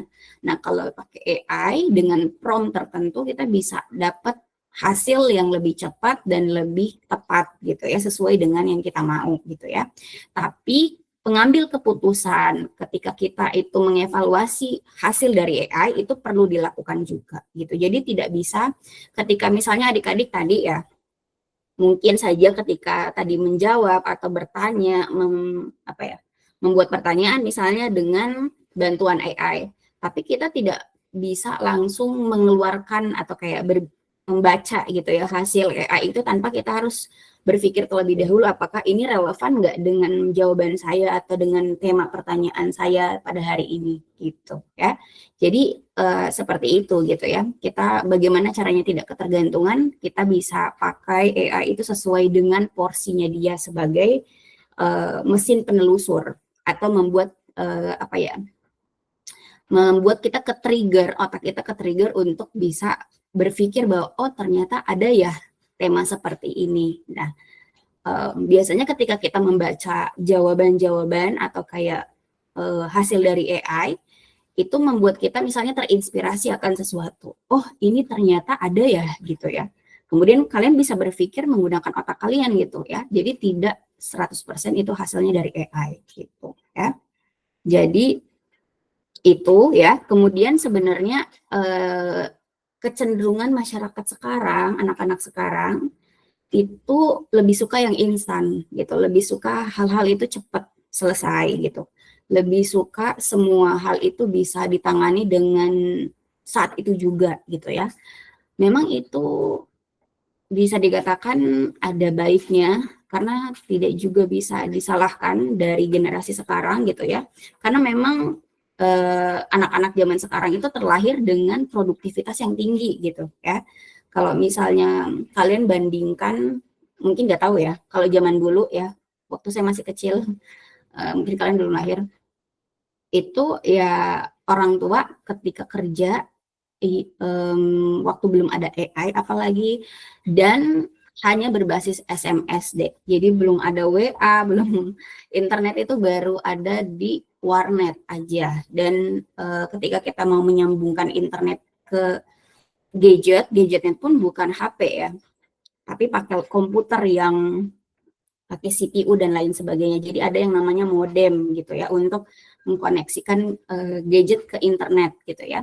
Nggak seperti sekarang WiFi yang bagus dan cepat ini gitu ya, sehingga dulu saja ketika orang tua kerja itu mereka memang kerja itu benar-benar 9 to 5 aja gitu. Jadi artinya kerja itu memang di tempat kerja, di jam kerja, dan ketika pulang itu tidak melakukan pekerjaan atau tidak membawa pekerjaan ke rumah gitu ya, sehingga produktivitas kerjanya itu memang wajar, normal, tidak cepat gitu ya gitu. Nah, tapi kalau sekarang dengan adanya segala macam kemajuan internet dan teknologi membuat orang-orang di dunia kerja itu produktivitasnya harus tinggi. Artinya ketika ada masalah harus cepat diselesaikan, ketika ada komplain harus cepat diatasi gitu ya. Itu yang membuat kayak misalnya perusahaan atau tempat kerja itu bagus karena pelayanannya cepat gitu ya. Nah, itu membuat kita orang-orang, baik orang dewasa dan juga akhirnya berimbas dengan anak-anak ini gitu yang belum tahu apa-apa, bahwa oh ternyata apapun itu harus serba cepat gitu ya, harus serba instan gitu ya. Itu tidak secara langsung diajarkan misalnya dari orang tua atau guru kita gitu, bahwa kita harus cepat apa segala macam, tapi secara tidak langsung kita ketika mengamati misalnya orang dewasa atau orang tua kita misalnya, oh kayaknya memang yang namanya bagus itu, yang namanya cerdas, yang namanya pintar itu harus menyelesaikan masalah dengan cepat dan segala macam gitu ya. Nah itu tadi di satu sisi memang bagus karena memang harus sesuai dengan zaman, perkembangan zaman, tetapi at the same time kayak kadang tuh ada persoalan yang memang tidak bisa dipecahkan dengan sesuatu yang instan gitu. Jadi butuh waktu untuk berpikir gitu ya. Nah itu yang mungkin bisa juga jawaban untuk pertanyaan ini, bahwa kita itu mindsetnya sekarang harus output based gitu ya. Kita harus mindsetnya itu sekarang harus berbasis dengan hasil gitu. Jadi yang dikatakan bagus hasilnya harus cepat dan banyak gitu ya dalam waktu yang singkat. Tapi bisa jadi itu tidak bagus di case-case atau kasus-kasus atau di hal-hal tertentu yang membuat kita itu harus berpikir, duduk dulu bentar, napas dulu bentar, mikir dulu berapa menit gitu untuk mencerna apa segala macam yang tadi itu gitu ya. Untuk baru ditata, susun, dicatat sistematis. Oh tadi itu gini. Itu beda kan dengan kita misalnya pakai AI yang langsung kita udah langsung dapat hasil. Beda dengan yang tadi secara konvensional kita benar-benar ngasih jeda dulu gitu untuk berpikir itu gitu ya. Bagaimana reaksi saya, bagaimana cara saya memberikan jawaban dan lain sebagainya gitu ya. Jadi kita juga harus membangun kesadaran bahwa ada hal memang yang bisa cepat kita lakukan karena itu mungkin sesuatu yang memang remeh gitu atau sesuatu yang tidak terlalu penting untuk dipikirkan terlalu lama, tapi ada juga yang memang harus dipikirkan lama. Misalnya ketika kalian itu mengerjakan penelitian nanti ya di skripsi gitu ya, itu tidak bisa misalnya dalam 1 hari kerjain itu selesai gitu ya, itu butuh waktu lama gitu ya, misalnya 1 semester gitu ya. Itu kan beda dengan kita misalnya tadi bertanya ke pemakalah, kemudian langsung dapat jawaban beberapa menit kemudian, atau mungkin 1 menit langsung dapat gitu ya. Tapi ada juga kasus-kasus yang memang harus kita cerna baik-baik dan itu butuh waktu yang agak lama dibandingkan kita langsung pengen dapat hasilnya gitu ya. Itu kita juga harus bangun mindset seperti itu gitu ya. Dan itu juga harus diajarkan ke anak-anak melalui pendidikan bahwa ada masa tertentu, ada waktu tertentu di mana anak-anak ini boleh menggunakan AI, boleh mereka jago coding, jago pintar teknologi dan lain sebagainya, tapi mereka juga harus ada waktu atau mereka bisa fleksibel lah gitu. Ada waktu yang memang harus menggunakan waktu yang agak lebih lama gitu untuk memikirkan hal-hal yang lebih serius misalnya, atau hal-hal yang memang butuh analisa yang lebih banyak gitu ya. Oke, satu lagi misalnya apa nih? Oh ini, berikan contoh nyata dalam kecerdasan dan kreativitas. Tadi contohnya memang lebih advance ya. Jadi kayak contoh misalnya kayak Koki atau apa tadi itu. Tapi sebenarnya kita sendiri pun juga bisa jadiin contoh. Misalnya di sekolah siswa gitu ya. Anak-anak dari gurunya itu meminta untuk misalnya membuat prakarya gitu ya, atau membuat ide gitu ya terkait tentang lingkungan misalnya. Nah, daripada misalnya mengajarkan secara materi ceramah bahwa lingkungan itu terdiri dari faktor abiotik, biotik dan lain sebagainya. Nah, guru itu bisa melatih siswa untuk mereka menggunakan otaknya biar bisa memahami materi dengan lebih cerdas dan kreatif ini gitu. Misalnya ada siswa dengan instruksi guru itu tadi, ada mungkin siswa yang saya mau membuat makalah gitu ya terkait lingkungan gitu ya. Tapi ada juga siswa yang membuat ide terkait daur ulang sampah gitu ya, dan bisa dipakai misalnya untuk bahan bakar listrik. Walaupun belum dibikin gitu ya, baru berupa ide gitu ya. Ada juga misalnya siswa yang mereka itu bikin video gitu ya untuk mewawancarain siapa ahli di bidang lingkungan misalnya dan lain sebagainya. Sebenarnya di sekolah aja, dari tataran pendidikan aja itu bisa dilatih kecerdasan dan kreativitas gitu. Cerdasnya adalah mereka sama-sama memecahkan suatu masalah atau melaksanakan tugas dari instruksi guru gitu kan. Itu cerdas gitu ya. Karena mereka tahu bahwa itu harus dikerjakan. Nah, kreatifnya itu dari mana? Dari hasil output yang berbeda-beda gitu. Karena mereka berpikir instruksinya sama, bisa jadi outputnya berbeda karena kreativitasnya juga beda. Gitu. Ya, jadi tidak harus contohnya itu sudah level profesional ya, seperti kayak Koki atau apa tadi ya yang kalian jawab, tapi kita sendiri juga bisa gitu ya mengidentifikasi yang namanya cerdas ini, yang namanya kreatif ini gitu ya. Oke, itu aja dari saya Adik-adik, berarti untuk hari ini karena saya tidak bisa jawab semua pertanyaan ya, dan itu mungkin sudah terjawab juga dari pemakalah ya. Jadi silakan bisa dieksplor lagi materi hari ini. Oh iya, mungkin sedikit tambahan sedikit bahwa adik-adik semua di prodi itu kan kalian punya dosen wali ya, gitu ya. Sepertinya kalau di kelas ini tidak ada anak wali saya, gitu ya, karena saya tidak kenal anak wali saya, kayaknya tidak ada juga di sini gitu ya. Nah, tapi karena kalian pasti punya, setiap dari kalian punya dosen wali, maka manfaatkan dosen wali untuk kalian juga bisa mengembangkan kreativitas kalian selama kalian itu di S1.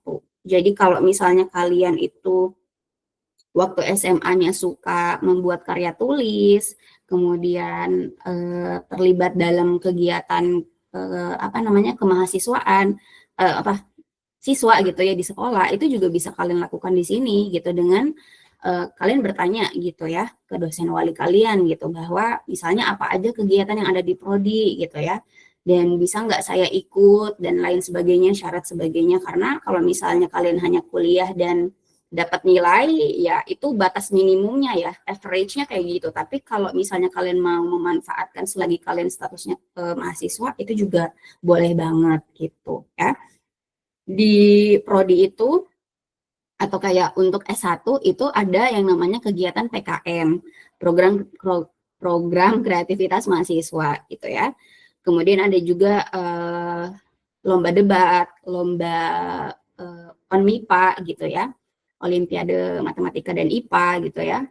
Kemudian kalian juga boleh ikut misalnya kegiatan dosen gitu ya. Nah, kalian harus bisa memanfaatkan itu juga gitu ya. Jadi harusnya sih kalian bisa dekat dengan dosen wali kalian. Entah kalian bertanya ke grup WA misalnya, mau konsultasi. Jadi bukan hanya sekedar kalian tanda tangan aja ya ke dosen wali itu. Jadi kalau di saya itu anak-anak itu, adik-adik itu mungkin sama juga sama seperti kalian gitu kan, berada di dalam suatu kelompok WA gitu ya, grup WA. Tapi saya selalu meminta mereka untuk sebelum ketemu saya, itu mereka harus bawa kartu hasil studi mereka gitu ya di semester lalu, untuk saya bisa kenalin. Misalnya ada mata kuliah yang rendah nilainya dan lain sebagainya, ditanya masalahnya apa gitu, dan kemudian juga mungkin prospek ke depannya gitu ya, apakah mereka mau meneliti apa, tertarik di bidang apa di biologi untuk tugas akhirnya dan lain sebagainya gitu ya. Jadi manfaatkan itu adik-adik, karena kalau tidak sayang gitu ya. Jadi bukan hanya kalian ketemu dosen wali itu hanya untuk minta tanda tangan, atau nanti di semester akhir sekali misalnya baru minta konsultasi judul dan lain sebagainya. Tapi mulai dari sekarang kalian bangun koneksi atau bangun kedekatan itu dengan dosen kalian gitu ya. Jadi mereka nggak akan bisa kenal kalian kalau kalian nggak mengenalkan diri kalian secara aktif gitu ya ke mereka gitu ya. Bisa jadi kalian dimintai bantuan sama dosen dan kalian bisa dapat misalnya keuntungan juga dari situ gitu ya, dan lain sebagainya. Silakan bisa dimanfaatkan itu ya selama kalian kuliah. Entah apapun masalah, harusnya kalian bisa konsultasi ke dosen wali karena mereka adalah orang tua kalian di kampus gitu ya. Oke, itu aja untuk hari ini. Terima kasih banyak sudah bergabung. Kita ketemu lagi di pekan depan.